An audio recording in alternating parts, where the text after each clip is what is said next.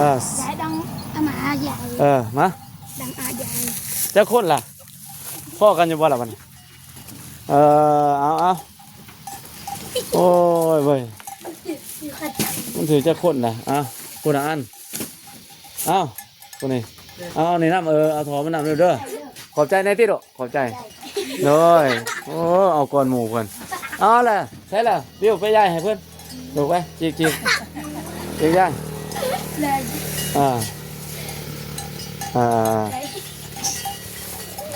จักเพื่อนลองเบิ้ง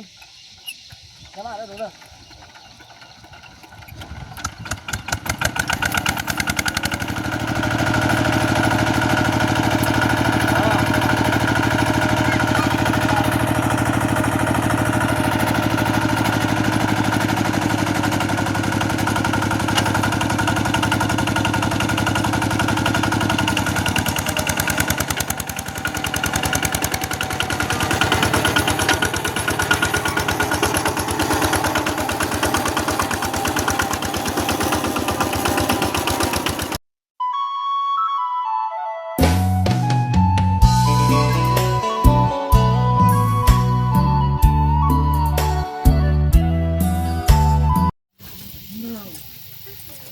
มาบาทนี่บ้าพี่น้องเอ้ยบาทนี่บรรยากาศทุ่งให้ทุ่งหน้าพี่บ่าวงมานี่เลยมากายมากกับมาแวะย่ำบรรยากาศทุ่งให้ทุ่งหน้าคือเก่ามานี่พี่น้องเอ้ยเขาสู้ละลูทำให้ทำหน้าอะไรบ้านี่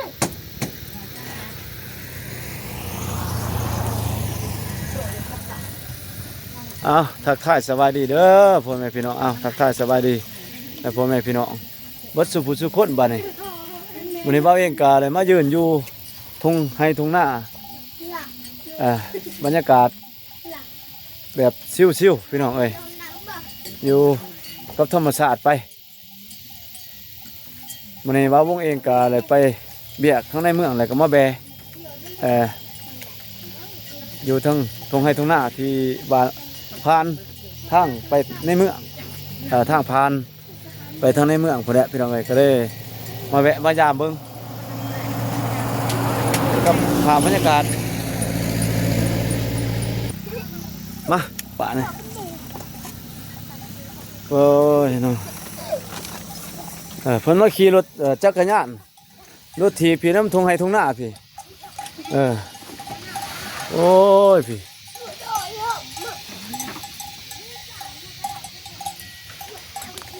สบายดีเด้อสบายดีสบายดีมาอะไรบ่มาตุกกะบ่หรือแนวไหนตอนนี้ฮะ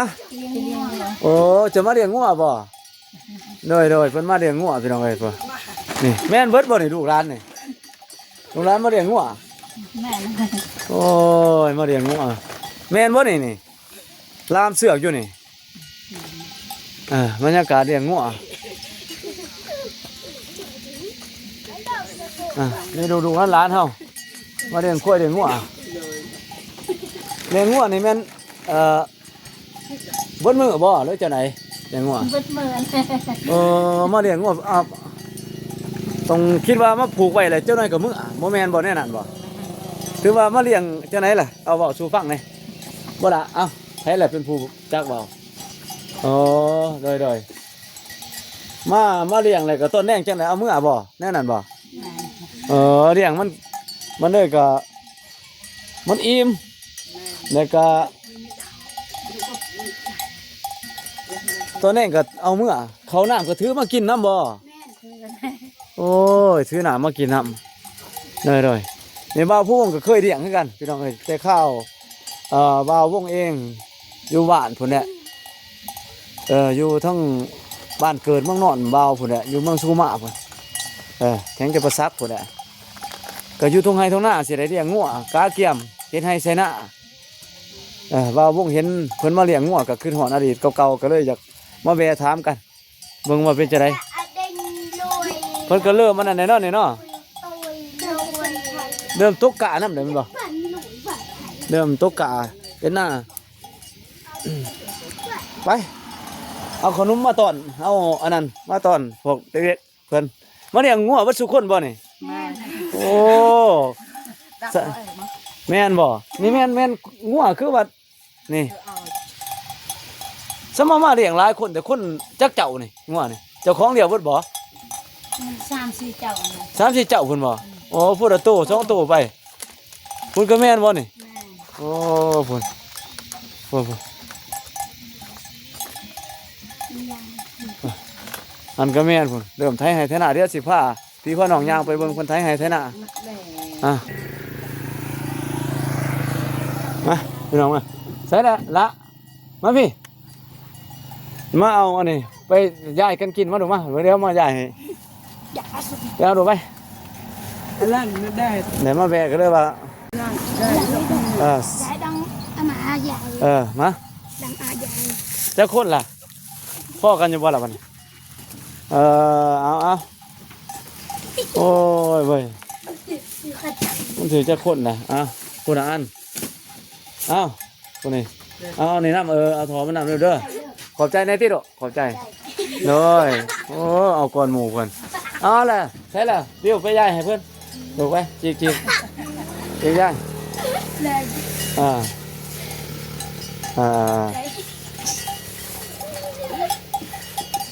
มาแม่เห็นเพิ่นมาเลี้ยงงัวเลี้ยงควายลูกหลานเฮียนอยู่บ่เฮียนหนังสืออยู่บ่ดอก เทียน เสียงแล้วบ่ เสียง เสียงแล้วแหละพ่อไรนี่แน่นอนนี่พ่อไรนี่บ่ดอก ไปมาไม่เจอเคยว่าเราแม่ เฮียนผู้หนึงบ่ผู้จักบ่กับนี่กับบิวนี่ ปลาซอง ปสองเฮียนนำกันนะกับบิวค่ะจ้ะของเดียวกันนะจ้ะ หนึ่งติด เนาะใส่นี่ดิเอาให้อีกที่เท่านี้ดอกจีกให้เพิ่นเอา ห ละ น่ เอา อยเบื่อแล้วจะหลุด ขับใจ ด้วยเอาทอมันนำติดอก หนูเลยจะหลุด เอาทอให้หมู อันนั้น ให้อ้ายเพิ่น เดิน มีโอกาสแล้วมาแบกกันมายามก็มาเลี้ยงงัวเลี้ยงควายก็คือเห็นบรรยากาศเก่าๆพุ่นแหละพี่น้องเอ้ยเลี้ยงงัวเลี้ยงควายอยู่ทงอยู่หน้าไปใช่ล่ะเอาอีกติดอกเอาให้เพิ่นหน่อยดิสนางนี่เด้ ดีเข้าไปเลย เพิ่นได้เด้เพิ่นได้ทอผู้ใดหลายทอเลยก็บ่เอาทอเดียวเลยเอานั่ง เจ๋งจริงเจ๋งจัง เอาเจ้านี่เอาผู้ใดอันเอา ใจ บ้างไผล่ะสิเป็นผู้พาเลี้ยงงัวนี่เขาเฮ็ดแนวไรล่ะเขาจูงมาพี่เอ้าบ่หายบ่งัวบ่ชนบ่ต่ำบ่นี่บ่แม่นงัวบ่แม่นงัวของบ่าวบ่พี่น้องเอ้ยงัวของทั้งบ้านนี่แหละก็เลยกลายมาก็คิดฮอดบรรยากาศแต่ข้าวบ่าววงเป็นเด็กน้อยเลี้ยงงัวเลี้ยงควายอยู่เฮือนอยู่บ้านอยู่เฮือนอยู่ทุ่งอยู่นา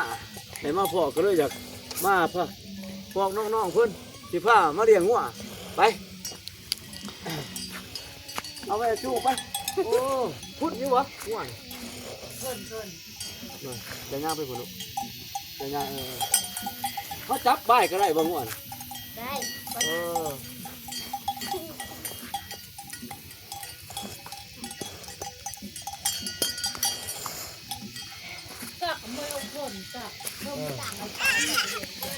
แล้วมันสิตื่นได้ดอกมันสิตื่นนะ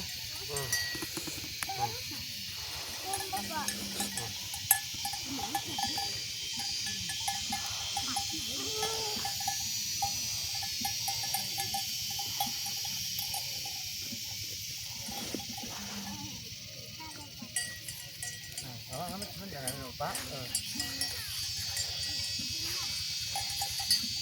เฮ้ยยับมาสิดิดอกไม่ไงแต่ป้ามันกินก่อนยัง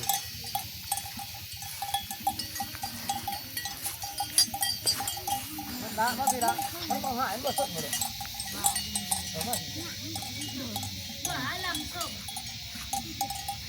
มันจับมันก็ได้ป่ะเดี๋ยวให้มามันจับมันสดเลยดูเด้อเจ้ามันมวยจับของเนาะมันจับมันสดย่านได้หนูย่านได้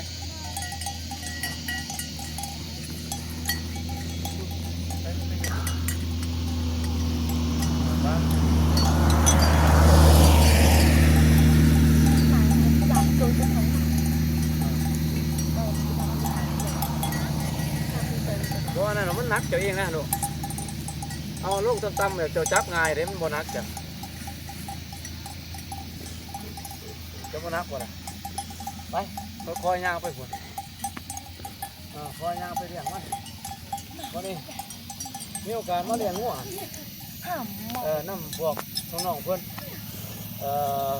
บ่าวพวกเองก็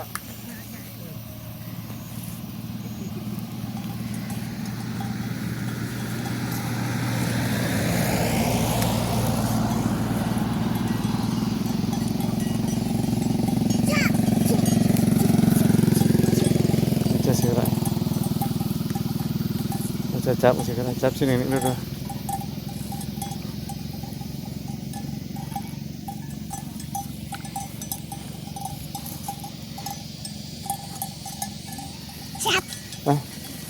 มาถึงหญ้าเนี่ยอะไรนี่หน้าก็มีหญ้าเนี่ยถ้ารู้แรงเพราะว่าแล้วจากเฮ็ดให้ใช้หน้าเลยก็เก็บเกี่ยวผลผลิตแล้วก็ปีเริ่มเฮ็ดใหม่ก็มีหญ้าตามธรรมชาติเกิดขึ้นมาใหม่ ยังอันหนึ่งบ่นะ ปีโป้คือว่าหญ้าก็ แล้วก็เอา ควายงัวก็ ยังอันหนึ่ง มีหญ้าหลายในควายก็ควายงัวก็ถือว่าก็กินเนาะก็ถือว่าพอได้เล็บงัวเพราะว่าเพิ่นบ่ทันได้ไถนาคันไถได้ก็จะบ่มีหญ้ากินก็จะยากแน่หน่อยผ้าปกลามาแล้วนี่มาติด ให้รวย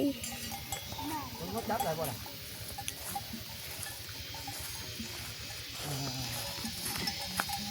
จับได้บ่ไม่ช่วยเนาะ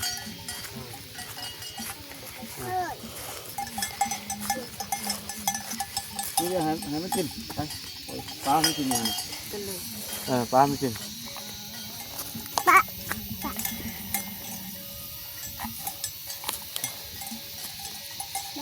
เจ้าภาพทุ่งให้ทุ่งหน้าดูร้านเพิ่นมาเลี้ยงงัวก็ชื่อจีโร่ขนมกระต้มมาฝากกันพี่น้องเอ้ยโอ้กันเฮาบ่ผูกมันจะไปเลยเนาะมีแต่ย่านเดี๋ยวมันไปเหยียบเครื่องของเขาแล้วมีแต่จับคัดบอลมันนั่นแหละมันผูกไปอยู่นี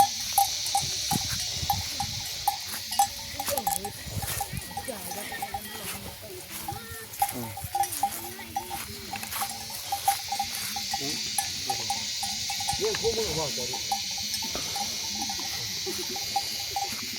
พี่สอบเรื่องหัวตั้งเฉพาะหรือเปล่าชื่อจะไหนชื่อยังชื่อสุ่มนี่เรื่องหัวเฮี้ยนต้องชื่อบ่ล่ะเฮี้ยนพอได้ล่ะม.2เฮี้ยนม.2พี่น้องเฮี้ยนม.2ก็เลิกเฮี้ยนแล้วแม่นตอนนี้เช็งแล้วบ่แต่ว่าเขาทิพย์มาเลี้ยงหัวเนาะเลยอาชีพเลี้ยงหัวตามเขตบ้านนอกเฮาตามชนบทเป็นก็ให้เลี้ยงงัวแค่นพ่อแม่ก็มีเวียนอื่นเนาะเฮ็ดยังเลยเฮ็ดสวนบ่ได้เฮ็ดสวนบ่บ่ได้เฮ็ดสวนนี่แต่เราเลี้ยงงัวไปมาตอนเช้าถือเขามานำบ่แม่นถือเขามานำแล้วก็ตอนแรกจะมุ่งเลยครับเอางัวกลับป่ะประมาณ3-4 โมง3-4 โมงแม่นเอางัวกลับป่ะเนาะระวังมันสิขาดไปคุณบอกหัวปูไว้ที่ลูกปูไว้เด้อปูไว้ถ้ามองนั้นไปเด้อ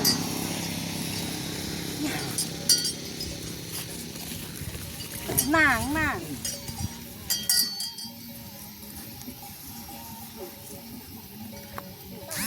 ปูไว้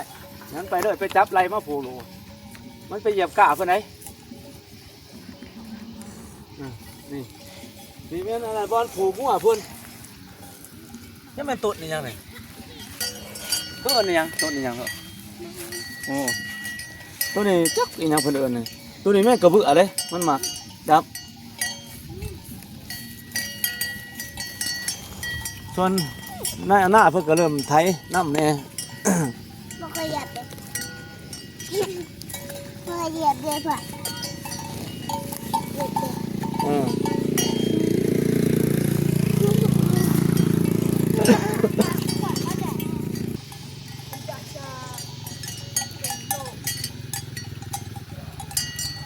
ธรรมศาสตร์ตามเขตชนบทเฮา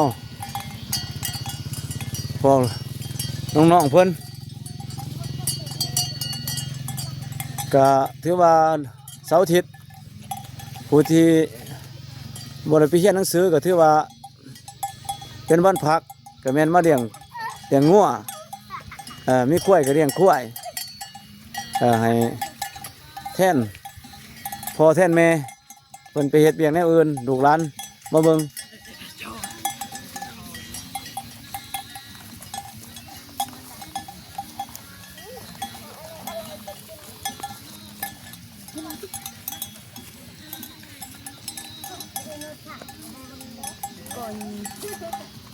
อันเพิ่นก็มีตูบเถียงหน้าเริ่มเฮ็ดแล้วเริ่มไถไถหุดทั้งสปปลาวทั้งลาวใต้ว่าไถหุดกาเกียมสิไถคนเพื่อสิปักลำทำการผลิต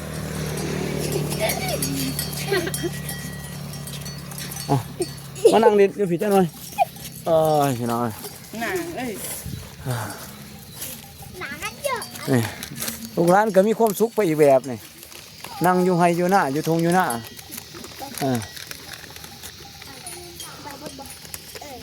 ทั้งผุนกับทั้งบริษัทเพื่อนบริษัทกาแฟเพื่อนปลูกกาแฟเลี้ยงงัวก็ได้เฝ้าน้ำพี่น้องเอ้ยเฝ้าก็ถ้าว่าเขาผูกแรงเดียวนี่ก็สิงัวก็สิบุอิ่มก็ต้องปล่อยให้มันอิสระเจ้าหน่อยแต่ก็ย่างน้ำตามวิถีชีวิตเพิ่นเคยเลี้ยงในเขตนี่เขตบ่าวงก็บ่ค่อยได้เฮ็ดจังซี่หรอกทั้งบ้านบ่าวงก็ได้แต่บ่าวงยังหน่อยก็ถือว่าตอกไว้เป็นแรงไปตอกไว้ประมาณชั่วโมงนึงก็ไปเขียนอีกแล้วก็เปลี่ยนใหม่เปลี่ยนบนใหม่สถานที่ใหม่นี่เพิ่นถือว่าปล่อยมันกินแล้วก็ที่ย่างน้ำย่างน้ำแล้วก็ระมัดระวังบ่ให้มันไปเหยียบกะเขาไปในตะกะเพิ่นหรือว่าบอนที่หัวสวนที่เพิ่นเฮ็ดการผลิตย่านมันมีความเสียหายก็ต้องได้ย่างน้ำทั้งเขตนี่เขตเมืองท่าแตงนี่เพิ่นจะเลี้ยงแบบนั้นก็ความสุขของเด็กหน่อยชนบทก็ประมาณนั้นบ่มีหยังหลายตื่นมากก็ห่อเขาน้อยๆพี่น้องเอ้ยห่อเอาเขาน้อยๆน้ำกระปุกนึงเขาได้จุได้แจวกะพ่ายใส่กระทุงเอางัวเอาข้วยออกหาเลาะเลี้ยงข้อยคำรุ่งแรงพุ่นแหละจังได้กลับบ้านกลับเพื่อนโอ้ยก็เลยมานั่ง คือกันวันนี้ก็ทั้งบ่าวฝนกับนัดทั้งบ่าววงโทษใส่ครับทั้งบ่าวฝนมันว่าสิมาแบยามบ่าววงเลยก็สิไปถ่ายคลิปบ่สิไปถ่ายงานพี่น้องเอ้ยก่อนบ่าววงก็ในช่วงรอถาบ่าวฝนก็เลยมาขี่รถมาแบทั้งทุ่งไห่ทุ่งนาแล้วก็ซื้อ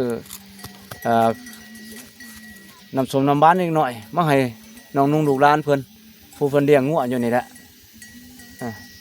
แต่กินก็มีหญ้าพอเลยให้งัวเลยพอเลยเลี้ยงงัวเลี้ยงควายอยู่ทั้งผีก็ได้เพราะว่าฤดูฝนจะมาไว้กว่าเขตทงฝนจะตกไว้แน่ทั้งนี้มันจะบ่ถิ่มส่วงหลายล้นคือทั้งเขตทงอากาศก็ค่อนข้างว่าสิเย็นกว่าทั้งนี้หญ้าก็เขียวไว้เพราะว่ามันฝนมาไว้พี่น้อยงัวควายก็พอได้เล่มหญ้าก็ตุ้ยพี่ดีงามดีอยู่งัวควายเพิ่น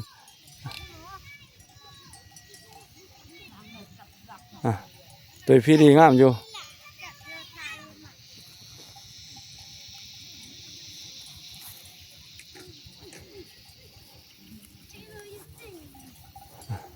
นี่น้องน้อยมัดไปเบิดเดี๋ยวบ่ดูระวังได้เบิ่งได้ไปเหยียบมันทำได้เหยียบกะเพิ่นได้ลูกหลานเพิ่นก็มาเลี้ยงงัว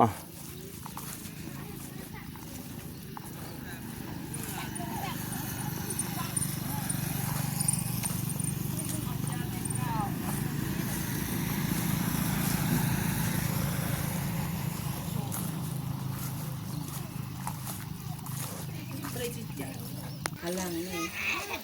ขึ้นมาก็ทั้งพี่ก็มีเลินให้เล็กน้อยไปขี่รถถีบเอารถถีบมาเลี้ยงงัวน้ำอะไรงัวไปขี่รถถีบลำหลังมันผู้ย่างกับย่างผู้ขี่รถถีบกับขี่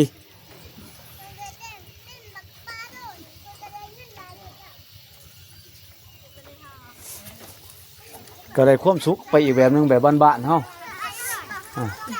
บ่มีตึกมีอาคารบ่มีห้างห้านใหญ่บ่มีบริษัทที่ทำงานสูงๆพี่น้องเอ้ยมีแต่อยู่กับไห้กับนาหากินไปแย่กบแย่เขียดไปกระปูกระปี้ไปหั่นแหละหากินไปต้อง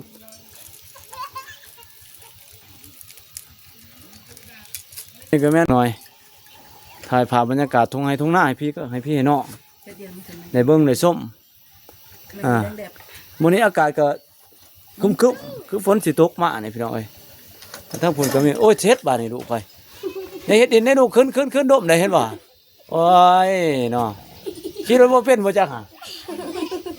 โอ้ยขี่รถถีบบ่เป็นดมง่ายปะงางเลยพี่น้องเอ้ยเพิ่นลุกขึ้นระวังคุมเด้อคุมหั่นขี่ไว้ได้เจ็บไรเว้ยรถมันสูงคนพอต่ำเนาะขี่บ่เป็นดกเด้อเว้ยเห็นป่ะ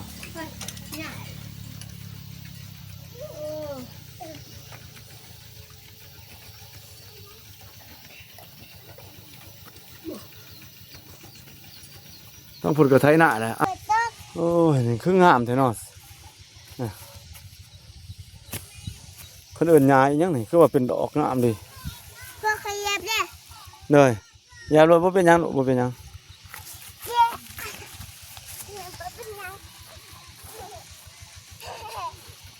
เหยียบเลยเป็นหญ้าที่ชื่อหญ้าเพิ่นหญ้าธรรมชาติที่สิบ่แม่นเพิ่นบ่ได้ปลูกคือเขาคือน้ำเลยตัว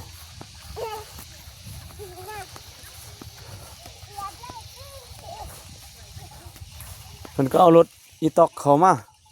เหยียบตามนี่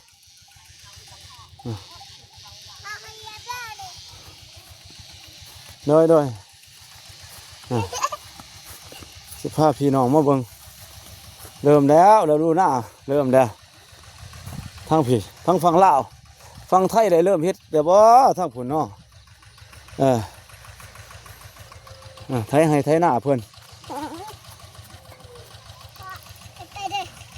ดินก็ล่ำดีอยู่ได้คือสิงามดีเนาะเขาก็ได้เลยระวังไรรถไถเพิ่นว่าแหละพี่ลูก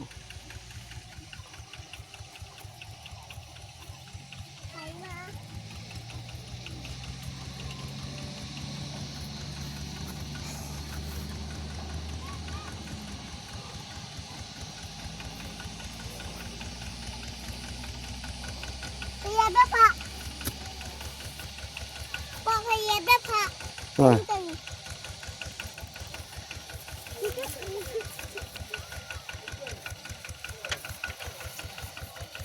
าแล้วไปเลยเพิ่น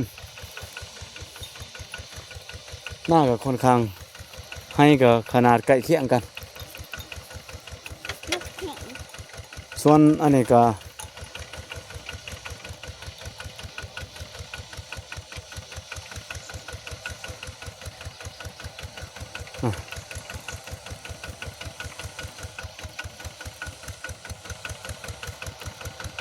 ตัวเพิ่นยังก็บ่เห็นตะกะเพิ่นบ่ทันได้ตกตะกะบ่โอ้พุ่นน่าสิแม่นอยู่พุ่นเฮ็ดหุ่นได้กะอยู่พุ่น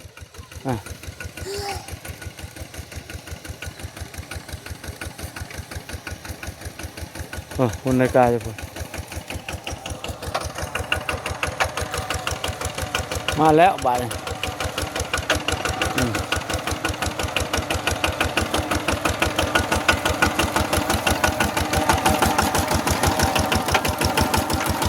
พริกลูกพริกเลยจะใส่เวลาร่นเตือบ่ละให้นึงร่นเตือว่าเขาไทย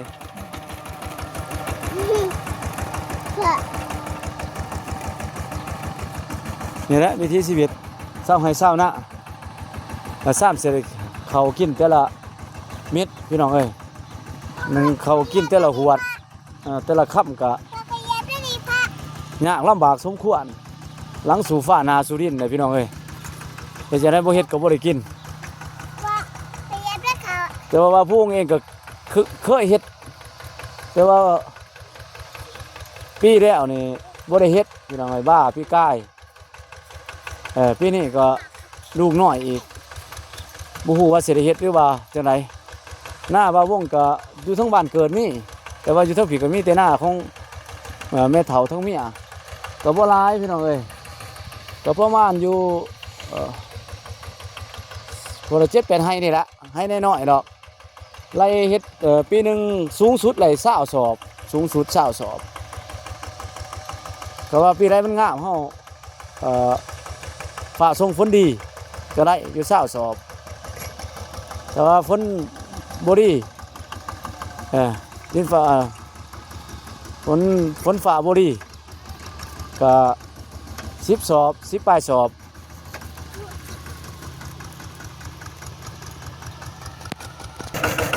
มาพี่น้องเอ้ยวันนี้บ่าววงสิพาพี่น้องไถนาที่บ่าววงเคยเฮ็ดนาเป็นลูกชาวนาโดยกำเนิดพี่น้องเอ้ยแต่วันนี้มีโอกาสมากก็เห็นน้องมันไถนาบ่าววงก็สิลองมาไถเบิ่งสิชื่อได้บ่ไถนาพี่น้องเอ้ยขับรถนี่ตอกคู่ใจรถโบต้าแท็กเตอร์ไถนาเดินตามพี่น้องเอ้ย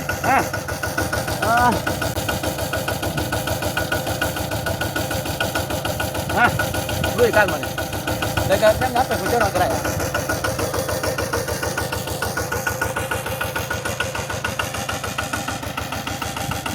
เนี่ยไปพวกไหนครับมันตรงเลี้ยงไว้หนึ่งเนาะตัดต่อก่อนโอ้ยบุหนึ่งจังหวะรถสับเอาพวกมันเห็นอะไรเบิ้มอาชีพเก่าว่าพวก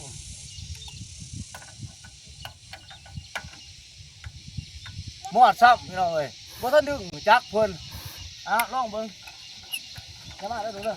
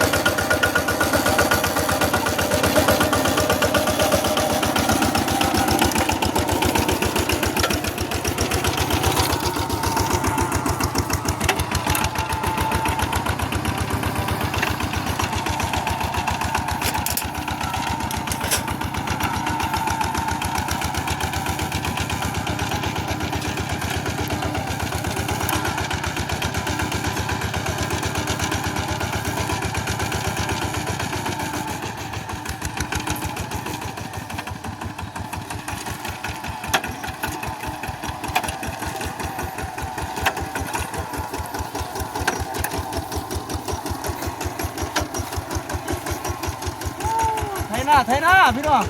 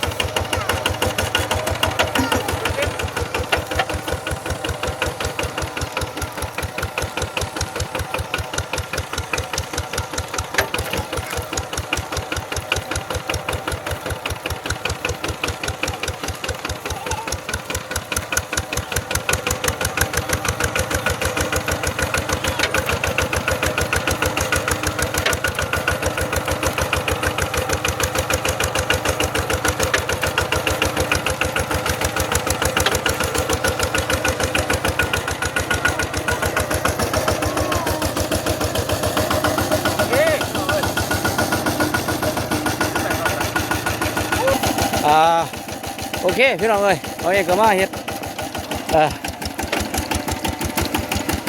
น้องมีซ่าเก่าพี่น้องเอ้ยที่เคยเฮ็ดมาก็โอเคแล้วก็ไถง่ายอยู่ นี่มันอ่อนนี่อยู่ขอบใจน้องเพื่อนที่ให้เบาวงเลยมาไถหน้ามาลองเบิ่งยังกับบ่ได้จับไถกับพี่กายไปซื้อนี่แหละ2 ปีพร้อมแล้วมาจับอีกทีนึงในการไถหน้าก็ถือว่าโอเคเนาะมันไถนี่ก็ ปะมือก็ได้เนาะเพราะว่ามันบลงจับมือได้ ทั้งพี่โอเคพี่น้องเอ้ยโอเคมื้อนี้ก็ได้เรื่องเลยแต่บ่าววงเองก็ได้มา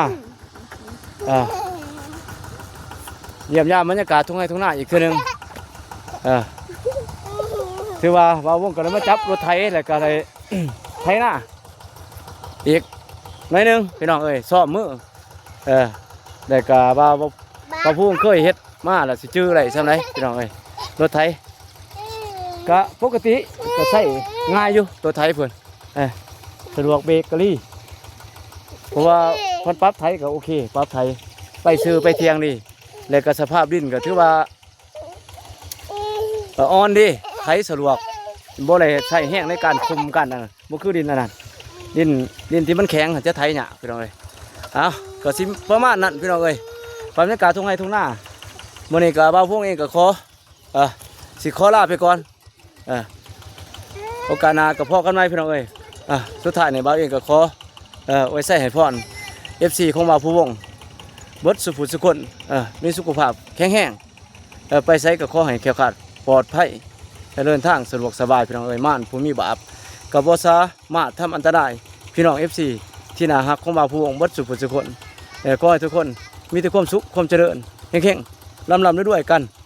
เบิดสุขสุขคนบ่าวผู้วงเองก็สิได้เดินทางกลับบ้านก่อนไปรอถาบ่าวฝนว่าสิไปเยี่ยมยามไปถ่ายงานอยู่ไสพี่น้องเอ้ยก็ขอฝากให้ FC ติดตามแล้วก็เบิ่ง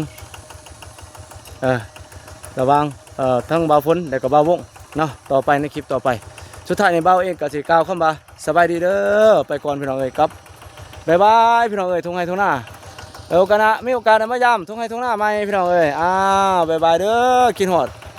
FC เบิดสุขสุขคนไปก่อนเด้อพี่น้องเอ้ยบ๊ายบาย